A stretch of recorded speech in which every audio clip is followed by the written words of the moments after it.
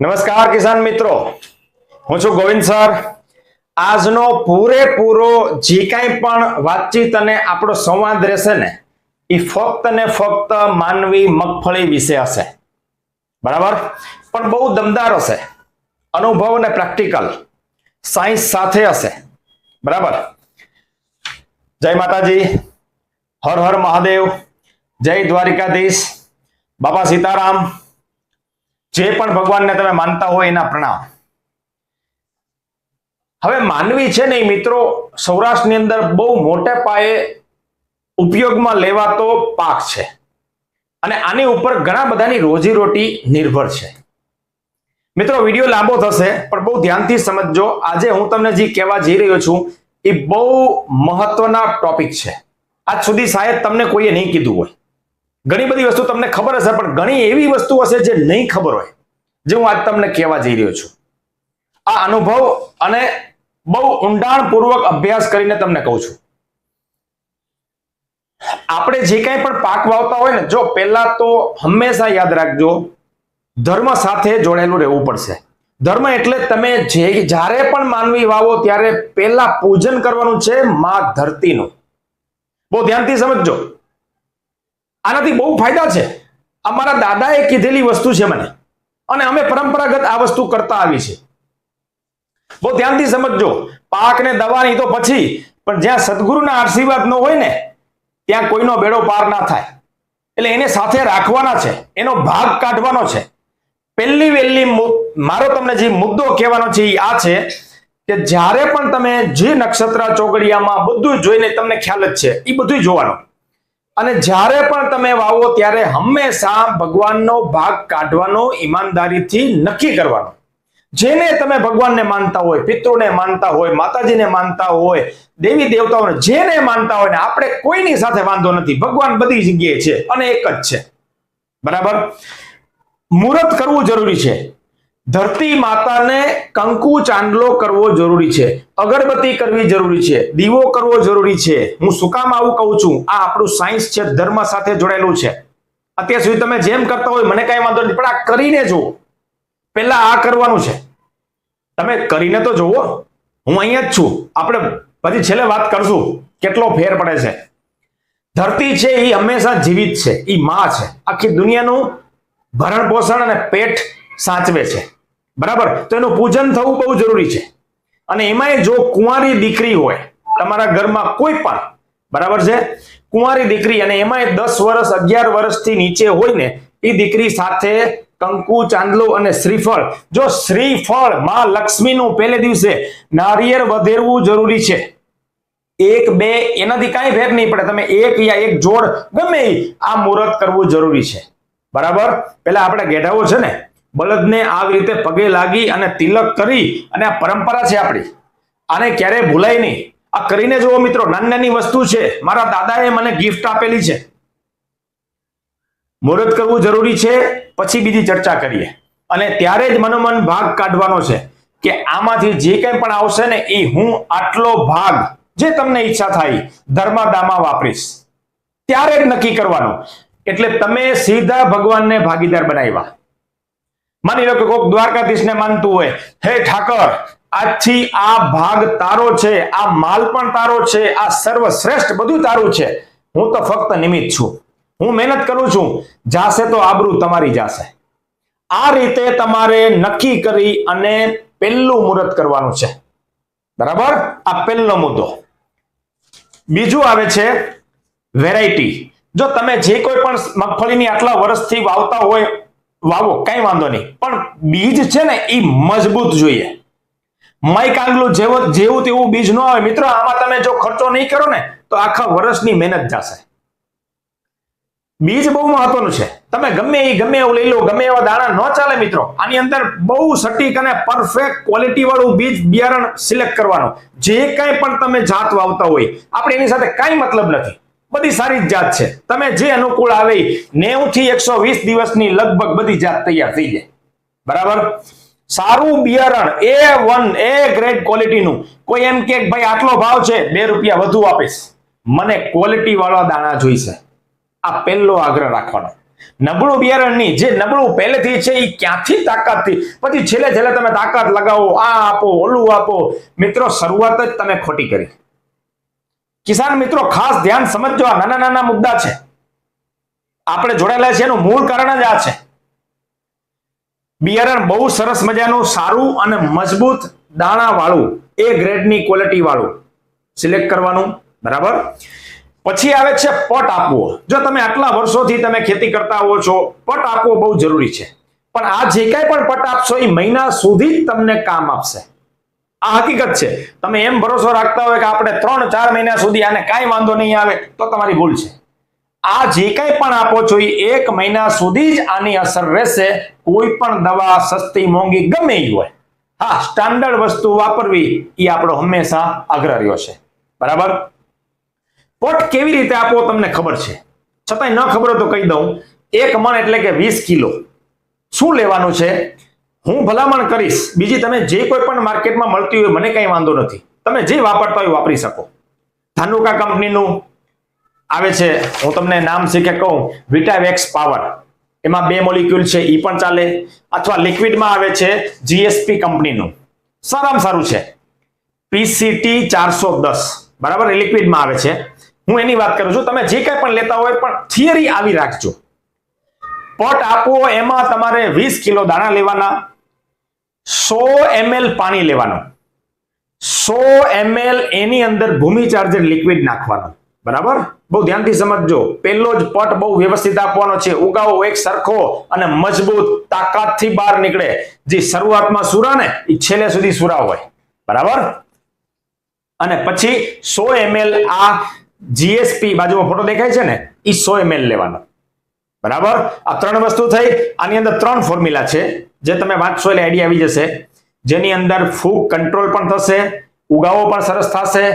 જો 100 ml પાણી લેવાનું છે, 100 ml ભૂમિ ચાર્જર લિક્વિડ લેવાનું છે, અને 100 ml આ જીએસપી કંપનીની બાજુમાં દેખાય છે એ દવા, ત્રણેય મિશ્રણ કરી અને 20 કિલો 1 મણ એની અંદર તમારે હેન્ડ ગ્લોવ્સ પહેરી લેવા. જો સેફટી પહેલા રાખવી. આ ભયંકર દવાઓ છે બધી, કોઈને નુકસાન ન થાય એના માટે બાળકોથી દૂર રાખવું. બરાબર આનો પટ આપી દેવો. પટ આપીને અને 6 થી 7 કલાક સુકાવા દેવાનું છે. આ પહેલો મુદ્દો. બરાબર. પટ આપવો જરૂરી છે, નહીં આપો તો ગયા. બરાબર. આ 1 મહિના સુધી જ પ્રોટેક્શન છે. પછી આગળ તમને સમજાવું શું શું કરવું એ. આ 30 દિવસનો પ્લાનિંગ થઈ ગયું. આની અંદર ફંગસ, ફૂગ, સુકારો, આ તે કઈ નહીં આવે 1 મહિના દિવસ સુધી. બરાબર. પણ હજી વ્હાઈટ મુંડા, જેને વ્હાઈટ ગ્રબ કહેવાય છે, સફેદ કલરને જે દેખાય છે ને, એ સૌથી મોટો ઉપદ્રવ છે. જો એ કોઈ ગેરંટી નહીં આપી શકે. જેવું વાતાવરણ, ચડાવ ઉતરાવ, બદલાવ, ભેજ કયું ગયા વર્ષે હશે અને જો ટ્રીટમેન્ટ નહીં કરી હોય તો આવશે. કોઈ પાસે એવો ટેકનિકલ સચોટ માહિતી છે જ નહીં કે આનાથી ન આવે. એના ઉપાય શું છે એ આપણે કરી શકીએ, પણ આવશે જ કે નહીં જ આવે એવી કોઈ ગેરંટી આપી શકે નહીં. એ હકીકત છે, એ સ્વીકારવી પડશે. અને મારે કોઈ ખેડૂતને ફિટ કરવાને ગમે એ વાત કહી દેવી એ યોગ્ય નથી. બરાબર. જે છે એ સત્ય હકીકત. હવે વાવ્યા પછી 20 દિવસની અંદર, 20-22 દિવસની અંદર પહેલો સ્પ્રે કરવાનો છે મગફળીની અંદર. એ 19-19-19 આપણે જે બનાવેલું છે, વિડીયો મૂકેલો છે, એ પણ ચાલે. રેડીમેડ તમે લઈ લેતા હોય તો પણ ચાલે, આપણને કોઈ કાંઈ વાંધો નથી. તમને જે ઈચ્છા પડે એ 20 થી 22 દિવસની મગફળી થાય એટલે પહેલો સ્પ્રે કરવાનો છે. જો એની અંદર ઘણી બધી વસ્તુ તમને હું કહી દઉં. પંપનું માપ તમને કહું છું. પંપે 100 ગ્રામ પાવડર ફોર્મમાં હોય તો, અને આપણું બનાવેલું રેડીમેડ જે મેં તમને કીધું એમ એ બનાવતા હોય તો 100 ml. બરાબર. એની અંદર સીવીડ કોઈ પણ સારી કંપનીનું ચાલે. ન ખબર હોય તો કહી દઉં, સીવીડ એટલે સમુદ્રી સેવા. સારામાં સારું હોય તો એ સાગરિકા છે. એ 3 ml લેવું એટલે કે 50 ml સમજી લો ને, 45 થી 50 ml તમારે આની સાથે મિક્સ કરી એક પંપનું મેં તમને માપ કીધું.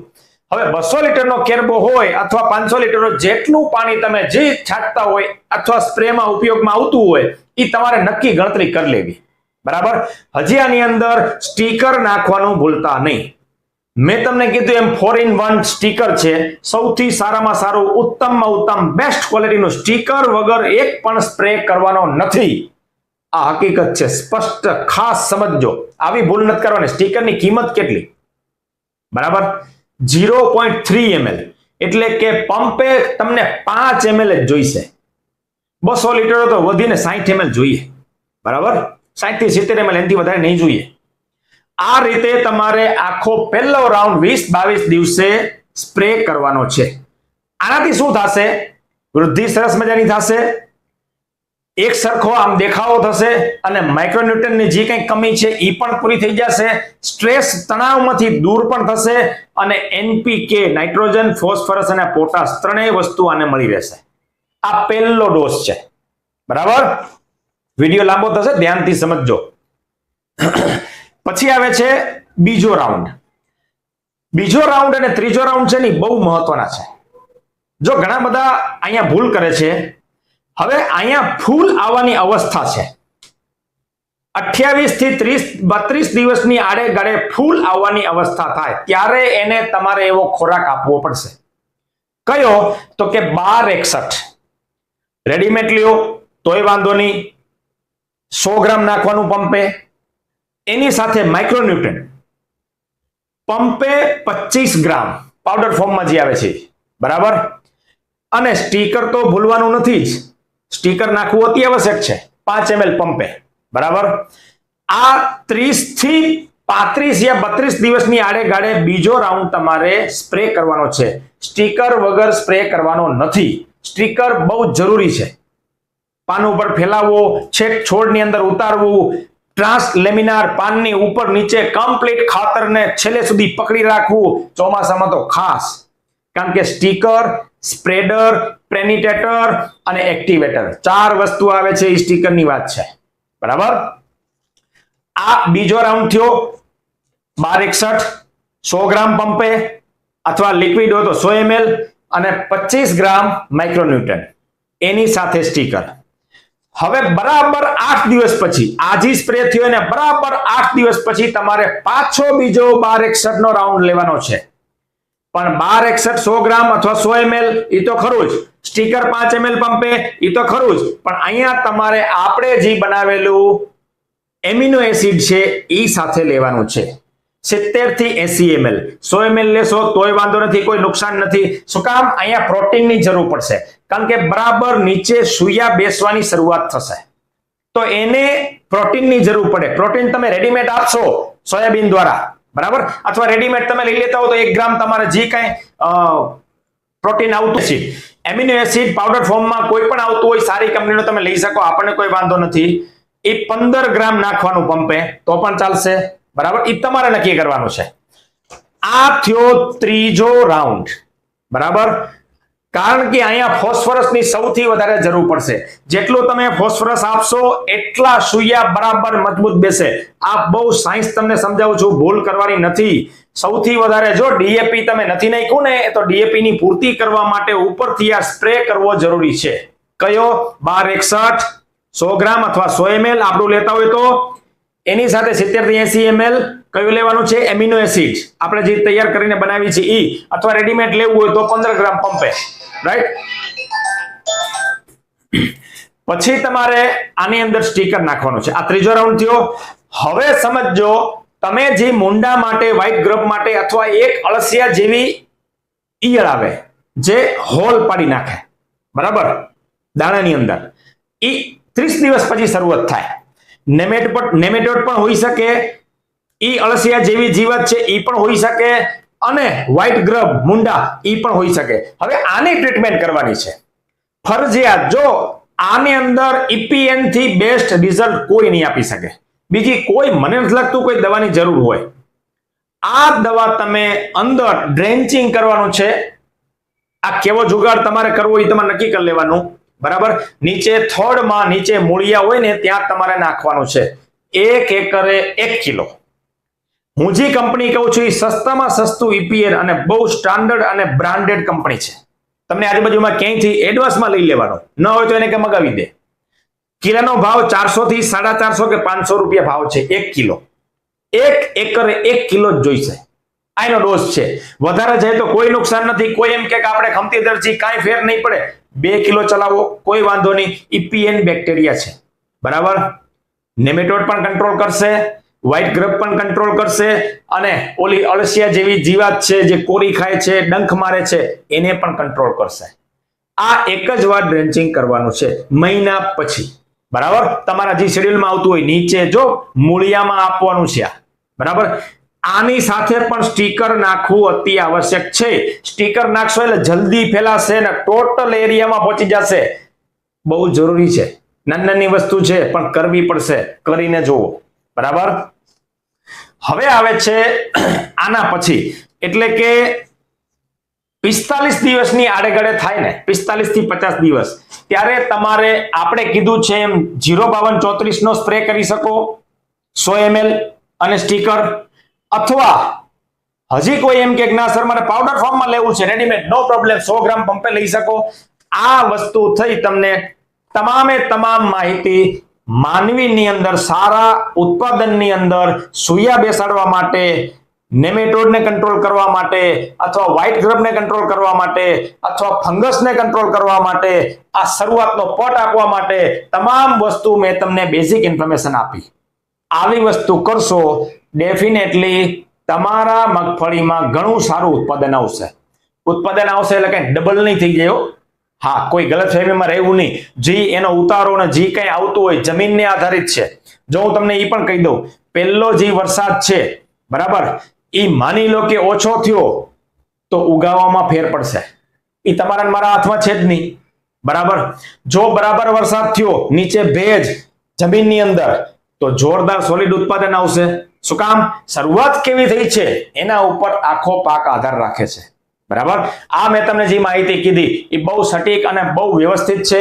આવું કરવાથી તમારા માનવીની અંદર, મેં તમને પહેલા કીધું છે કે ખાતર નાખવાની જરૂર નથી. એટલા માટે નથી કારણ કે ઉપરથી આપણે આ દેવાનું છે. આ આપશો એટલે ફાયદો થાય ને થાય. આ અનુભવને આધારે હું તમને કહું છું. જાજો આમાં બહુ ખર્ચો છે નહીં, પણ મહેનત કરી લેવાની, સમય પ્રમાણે લડી લેવાનું, કારણ કે પાક એવો બનાવવાનો કે ગામ કેવું જોઈએ કે માનવી છે હો બાકી. બરાબર, ધન્યવાદ મિત્રો. શેર કરવાનું ભૂલતા નહીં. આગળ હજી ટ્રીટમેન્ટ શું કરવી એ આપણે નેક્સ્ટ એપિસોડમાં કહેશું. હર હર મહાદેવ, જય Mahakal. Thank you very much.